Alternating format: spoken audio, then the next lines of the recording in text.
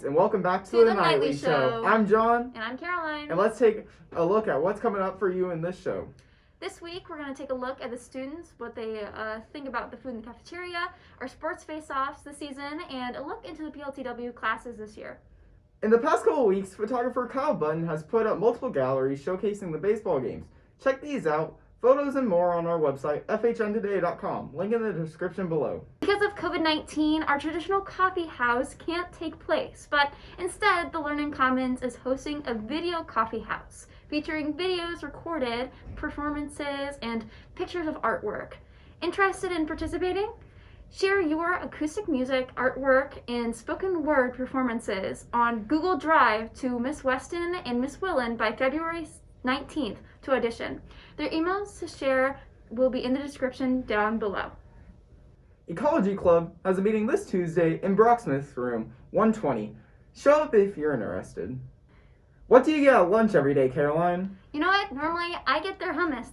It's pretty good, honestly. Sounds good. Let's check out some of our FHN students and what they think about the food in the cafeteria with Ben Cavato and myself. Let's get to it. Hi, I'm Jon. And I'm Ben. And today we're going to be asking students about the food in the lunchroom. If you could add one item to the lunch menu, what would it be? We should add like chicken wraps and stuff because I don't know, I really like wraps. Better than sandwiches. I'd probably bring back the pasta that we had before. It was a great option. True. I really like pizza. I like pizza. It's delicious. And I eat it a lot. If you could get rid of one item at the lunchroom, what would it be? Probably cheeseburgers. They got these like little clumps. It's no good. Kind of hard pieces in it. It's no bueno. Probably the school pizza, not the Papa John's, because it tastes like cardboard with cheese on it, and it's just not that good. Okay. Alright. Are there enough food choices on the menu in the lunchroom? I would say there could be a few more, but what I think they offer now is still sufficient. You know, they have somewhat decent options with healthiness and whatnot. And that was what the kids had to say about the food in the lunchroom. On Tuesday, the boys and girls basketball teams will be playing Fort Dumont North at an away game. Good luck to our teams, and let's go Knights! Now we'll be handing off to Will Perry and Parker Smith to take a look at the schools that will be playing basketball against each other. What's going on, everybody? It's Parker and Will. We've got an exciting matchup coming up on FHN Faceoff.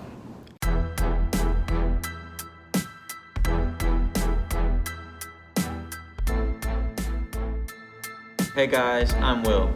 On Tuesday, February the 23rd, we've got Francis Howell North facing off against Parkway South in a boys varsity game. Parker, what should we be looking forward to this game? I'm glad you asked, Will. Although the game is until a couple of weeks, we should start prepping. With Francis Howell North being the lowest team in their division with a 1-5 record, they could really use a win. Thankfully, it doesn't seem like Parkway South is doing too hot either. You're completely right, Parker. Parkway South is in a completely different league than us, but they're also the last in their league with a 1-14 record. So it really looks like both teams could use another win under their belt. Well, now that we got the overview done with, let's get into our spotlight players.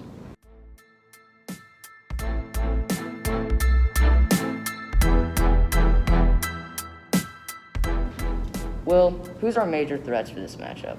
Well, for North's team, you have starting forward Ryan Murdoch, standing at 6'5", will be a threat to score as well as rebound and defend.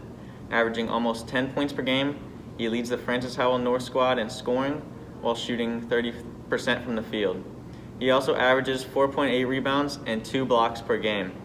Another player to watch out for is 6'2" starting forward Christian Brown, scoring 8.2 points per game on an efficient 42% from the field. He also grabbed 6.3 rebounds to go along with 0.7 blocks. Who we got on South, Parker? For South, we got 6-foot guard Tristan Brand. He's played in 12 games and has put up impressive numbers for his senior season. He's averaging about 11 points per game with a 37% field goal rating. But get this, when he can't get anything to fall for him, he's just as much of a team player as he is a scorer. Averaging 1.67 assists per game with 20 overall throughout the season. He's also a beast on the defensive side, averaging almost 1 steal per game. Clearly an all-around player who should not be messed with. But As if that's not enough, you've got 5'11" guard Evan Renz. As if one wasn't enough, right? Renz is averaging 9.4 points per game and is 34% from the field.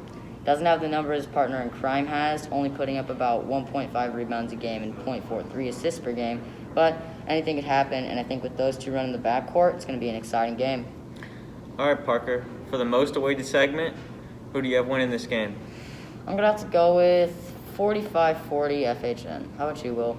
I'm going to go 47-46 North wins a close one. All right, then. That's our show, everyone. Thanks for tuning in for this episode of FHN Faceoff. See you guys. World news, former CEO Jeff Bezos steps down as his role as CEO in Amazon and will take the executive chairman role as Andy Jassy will be stepping out as CEO. Personally, I've gotten some of my clothes off Amazon. Let's see where Colton Conley gets his clothes on this week's Drip of the Week. I'm Colton. I'm in 12th grade. My outfit, I don't know. I don't like wearing too many colors. This jacket is my dad's. It was probably like $80. This shirt I found on Instagram. This is only like $10. These pants came from Zooms.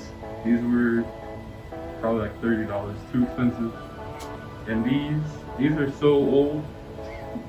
I paid for them.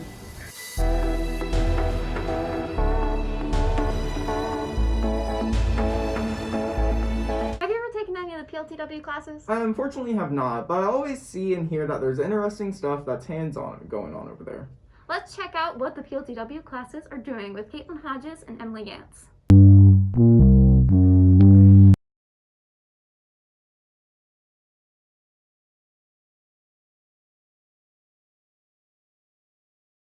Right now we're working on how our eyes work and like our visual perception and stuff like that. So we're working on like depth perception and color perception and stuff.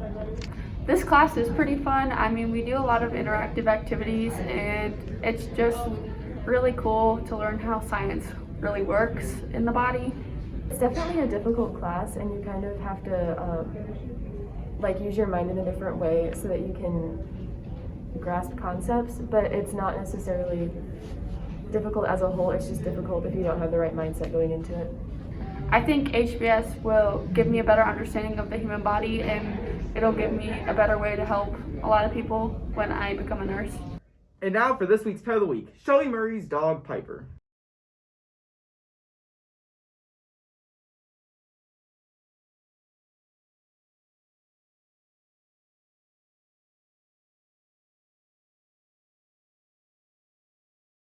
Thanks for watching, FHN. Make sure you tune in to next week's show. Stay safe and healthy nights.